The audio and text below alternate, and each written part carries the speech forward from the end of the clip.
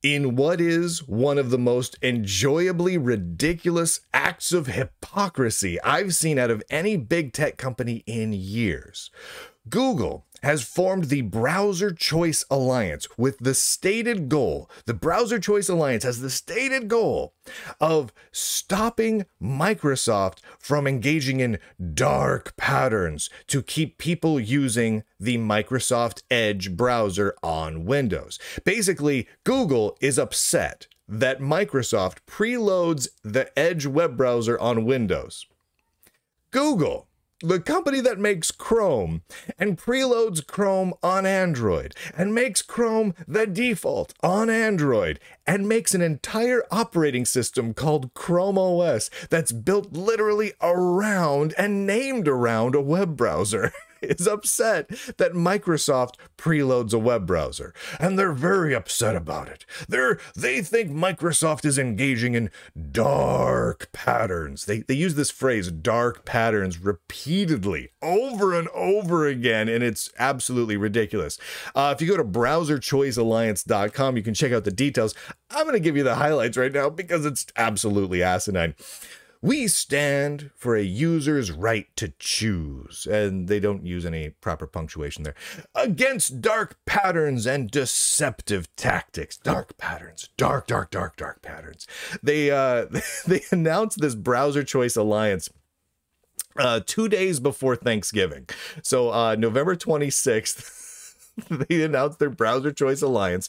New group calls on the European, this is from their press release, the European Commission to include Microsoft Edge as a gatekeeper under the Digital Markets Act. Today, web browser developers, including Opera, Vivaldi, Google Chrome, Wavebox, and WaterFox, announced the launch of the Browser Choice Alliance. This group will advocate for consumers' right to choose, keep, and use their preferred web browser on Windows without that choice being undermined. Okay, we stop right here for a second here. Opera, Vivaldi, Google Chrome, Wavebox, and WaterFox. All right. Now you notice there's 5 web browsers that have come together to create this Browser Choice Alliance. And there's some really conspicuously missing browsers here that have clearly decided to not be part of this, including Safari from Apple, Brave, and Firefox. And in fact, I would argue that aside from Chrome, those are some pretty major browsers. Safari, Brave, and Firefox. I mean, if I were putting together an organization to go up against Microsoft or Google or whoever we felt like we needed to attack in the web browser front, those are 3 I would want on my team. But Wavebox? WaterFox? I mean, already Opera and Vivaldi. I have no hate against either Opera or Vivaldi, but let's be honest, as browsers, both of those browsers have been struggling for years now. And Wavebox and WaterFox, while they have very real and legitimate uses, I'm not going to dog on either of them right now. Outside of like the nerdosphere, people don't know those names. I mean, there's good odds that most people watching and listening to this show right now will not know of either Wavebox or WaterFox, right? I mean, that's just good odds. And so to include them as part of this Browser Choice Alliance is a bit odd. It's a little bit strange. I'm going to continue now. Quote, through dark patterns, technical roadblocks, and deception, Microsoft prevents consumers from finding and using the browser they want and setting it as their preferred default on Windows PCs. These actions affect not just browser developers, but the entire web ecosystem. All right, I'm going to stop right there for a second. Technical roadblocks and deceptions, Microsoft prevents consumers from finding and using the browser they want. Okay, let's stop right there. Is that true? Is that a true statement? Let's look at this for a second here. All right, here are the browser market share as currently stated by statcounter.com. And there's multiple ways to look at browser market share and multiple services that handle them. We're just going to look at these ones right now because it makes a nice, pretty graph for us. Chrome currently has 65% of the desktop web browser market share. So, desktop, Windows, Mac, and Linux, right? 65%. Top dog, no doubt. Edge is doing pretty good. Microsoft Edge, many people may not believe it, but it has over 13% market share right now across all desktop computers. That's not too shabby. However, Microsoft Windows has 73% market share across all desktop computers. Now, if Microsoft is pre-installing Edge and setting Edge as the default web browser on all new installations of Windows, and Windows has 73% market share, and if this browser choice alliance is correct and stating that Microsoft is using deception and dark practices. Was that what it was? Dark patterns. Then most of those people installing Windows will still be using Edge. Is that true? No. It drops from 73% to 13%. The vast majority, the overwhelming extreme majority of Microsoft Windows users are saying, nah, I'm just going to use Edge to download a different web browser, mostly Chromium. Almost overwhelmingly Chromium, but a little bit for other browsers too, like Firefox, Opera, Brave, and all sorts of other ones, right? And apparently WaterFox and WaveFox and whatever too. But realistically, we have distinct definitive numbers that show that people that install Windows overwhelmingly, huge numbers, 80+%, say, you know what? I don't want to use Edge. I'm going to move to Chrome. Almost overwhelmingly. So here's the thing. Whatever dark patterns Microsoft is using, and hey, I'll be the first to agree that Microsoft has dark patterns. It's not working. It's not working. Whatever patterns, and no matter how dark those patterns can be, pitch black, midnight black, dark patterns, they're not working. They're not keeping people on Edge. People are leaving Edge for whatever browser that they can find. So I'm not buying it. I'm sorry to the Browser Choice Alliance. This isn't me coming to the defense of Windows and Microsoft here. I don't particularly like modern Windows. It's not my jam. I'm also not a big fan of many of Microsoft's business practices. They got dark patterns after all. But this isn't happening. People are moving away from Edge to other browsers rapidly, easily. And unless you think, well, it's only the nerds that are able to figure it out. No, the numbers show that almost everybody can figure out how to move away from Edge to other browsers. It's just ridiculously obvious. I'm going to continue with their press release here. The Browser Choice Alliance is calling for urgent intervention. Urgent. People are going to die, man. Lives are on the line. From regulators across the world to address this. They're saying the regulators, governments. Google is saying to governments, you've got to stop Microsoft or people won't be able to install not an Edge web browser. When people are mostly installing not an Edge web browser. I digress.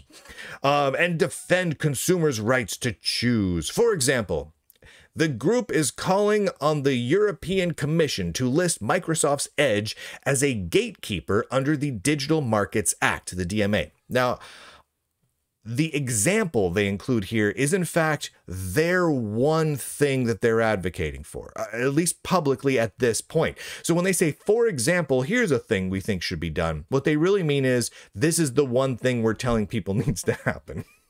So they're calling for the EU to list Microsoft Edge as a gatekeeper under the Digital Markets Act. Okay, what does that mean? Well, this isn't the first time an organization, including those involved in this Browser Choice Alliance, have called for exactly that. So we know what this means. Here's a quote from an Opera press release from the Opera web browser company from earlier this year. This was back in July or August of this year, where they're seeking the exact same thing. Quote, we see the lack of a browser choice screen on Windows as entirely inconsistent with the purpose and promise of the DMA. You should be free to choose your browser on all platforms, and the choice you make should be respected, end quote. All right, so to break this down, here is the exact two requests that the Browser Choice Alliance is making. The first is that Windows, Microsoft Windows, on first run would present users with a browser choice screen, a choose which browser you want to install and make default screen. And that screen will have a list of possible browsers. Now, which browsers will make that list? Well, I'm thinking the Browser Choice Alliance want their browsers on that list. I'm just going on guess, but that's the question. That's why these sorts of choose your browser lists tend to be somewhat controversial, because which web browsers make the list? Which order are they presented in? Is it presented in market share order? Well, that would be almost counterintuitive to what many of the people are advocating for. Do you list it in, which companies are bigger? Do you do it alphabetical? Like, how do you list it? Because the ones near the top are more likely to get installed by people who just don't know what browser they want to use, right? And also people have no problem installing web browsers like I showed you. Microsoft Windows has 70+% market share, and people are ditching Edge as soon as they can, like it's a hot, greasy, dirty, diseased potato, and they're moving on to whatever web browser they can find. So those are the requests that they're requesting. And the second one is that setting, what web browser is the default on your system, cannot be changed by a software update. Now, I just want to say this. I like that. I hate it when I run a software update and my system settings are modified by that update. I had that just happen on one of my Ubuntu machines just the other day, where I did an update on a version of Ubuntu and it installed a whole bunch of software I didn't want, and it updated the default software to default software that I didn't even want to use. This happens on Windows, on Mac, on Linux, on Android, on iOS. This sort of thing happens all the time, and it's annoying. I get why they're calling for that. I don't know that we need to get government and regulations into the annoyance of updates changing user settings on computers. I don't know that needs to be a law, but I agree that that's annoying. So I guess there's that. Scrolling down this list just for a minute here. Quote, Windows is the leading desktop operating system with over 70% market share globally. This power has allowed Microsoft to restrict the ability of rival software to compete on Windows by creating deceptive restrictions against competitors. At every turn, Microsoft uses dark patterns, okay. We already proved, obviously, that whatever dark patterns Microsoft is using, they're not effective. Or they are effective. Oh my gosh. That's almost even worse, because Edge has almost no browser market share considering what market share Windows has. Right? I mean, it's absolutely asinine. I mean, look at it for a second here, just for a moment. If Android has 71% market share in the mobile operating systems, right? And Windows has 73%, right? Windows rules on desktop, Android rules on mobile. However, if we scroll down here on Stat Counter and we say, I want to look at mobile browser market share, well, Chrome is still on top, with a roughly similar, not exact, but roughly similar market share to their operating system market share. So what we're saying is that people are installing Android, which has Chrome installed by default and is set to the default browser, and people are not switching away. People install Windows and they immediately switch away to anything other than Microsoft's web browser. So the argument that Google is making here is really only applying to Google, because this doesn't really apply to Microsoft. This argument that the web browser, that people aren't switching away and it's an anti-competitive thing, it applies to Google. And apparently the United States government and the judges agree with that, because Google is about to have to selling off Chrome. I'm going to read the quote here from Google's VP and General Manager of Google Chrome web browser, Parisa Tabriz, because it's entertaining to me. Quote, consumers have many choices when it comes to browsers. When they choose to download a browser, their choice should be respected. We're proud to be a part of a group advocating for consumer choice and respect. Again, end quote. Yeah, it's absolutely ridiculous. This is asinine. It's so extraordinarily hypocritical that it makes absolutely no sense. This is right up there with like the CEO of Coke coming out and telling people that any company that makes a sugary beverage is evil and they should be stopped. Okay, so Google's literally the one doing this. Now again, though, Safari is not included in this browser choice alliance, and Apple is even more extreme than Google on this front in bundling a web browser with their OS and locking it down rather extremely. Safari, on whether it's iOS or iPad OS or Mac OS, Safari is the default. Safari is preloaded, and they make it kind of hard and really weirdly restrictive on some of the platforms to bring in other options. But even then, even on Mac OS, people can still install Brave and Chrome and a variety of other browsers. It's still very much doable and not at all difficult on say the desktop Apple operating system, Mac OS. Now, when you think about this move of this browser choice alliance, what does this mean in light of the fact that Google is about to be forced to sell off Chrome because they lost a legal case just recently brought against them by the United States? The Department of Justice is literally like, hey, Google, you're a monopoly in web search, and we think you need to sell off Google Chrome. And it looks, based on the documentation from the prosecutors, from the plaintiffs, and from the ruling from the judge, like that's kind of the way things are trending. Now, in the coming days and weeks, Google is going to be able to stand up and say, here's what we propose to do in light of us losing this court battle, in light of us being declared legally to be a monopoly in search and other markets. We know you think we should sell off Google Chrome, but here's an alternative that we think will fix the situation and punish us adequately and will allow us to keep Chrome. Google's going to get that chance right now to make that case to the judge. That hasn't happened yet. We've got I want to say it's December something. It's in this next coming month where Google has to provide that to the judge. We'll see what they come up with there. Based on every document I've seen so far, I highly doubt that Google is going to be able to sway the judge in their favor on this. But that said, there's still going to be an appeals process, and we've still got some time to go before this happens. But what exactly is Google's motivation here? Because they've made, with the browser choice alliance, they've made the case that Google should not be doing what they're doing in bundling Chrome with both Android and Chrome OS. That's the case that Google has made without mentioning Android or Chrome OS, right? They're making the case against Microsoft, but the case doesn't apply against Microsoft. It only really applies against Google with Chrome and Chrome OS and Android. So what exactly is their strategy here?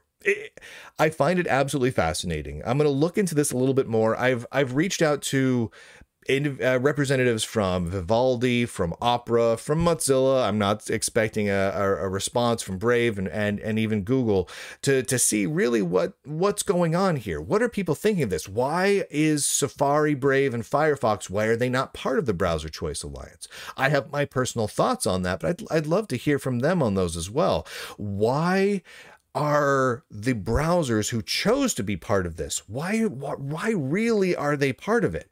Because clearly the complaint they have against Microsoft, they have against Google as well, if not way more. So why are they teaming up with Google against Microsoft? It's strange. It's very, very peculiar. But, you know, whatever. They got to fight those dark patterns, right? Because, come on, dark patterns, right? Dark tactics, dark patterns and deceptive tactics. I got to get it right. I got to get the new verbiage of why we're attacking Microsoft right. It feels weird to be coming to the defense of Microsoft. Like I have so many complaints against Windows, against Edge, against Microsoft's business practices, but in this case, they're doing some annoying things, but the bad guys here is Google. Like it's just like if we're gonna take sides on this and say one side is clearly engaging in dark patterns to hold a monopoly position and force other people out, it's Google. Like, it's obviously Google. Google's the one. Go load up a stock Chrome OS Chromebook and install Edge. Install Firefox. Install Brave. Install anything. Right? Can you do it? Buy stock. I'm not saying install the Linux subsystem and then install a few other things and then apt-get blah, blah, blah. No, I mean, stock. Can you install those other like, no, you can't. I mean, they're clearly holding on to a desktop market share and mobile market share monopoly on their systems with their browser. It's fascinating. It's absolutely fascinating to me, but whatever. Dark patterns. Thank you to all the Lunduke Journal subscribers out there. Go to lunduke.com if you haven't already. Subscribe to all the different ways you can listen, watch, and read what the Lunduke Journal puts out. Subscribe and help keep us going, to help keep us bringing the fight towards big tech, because no one else seems to.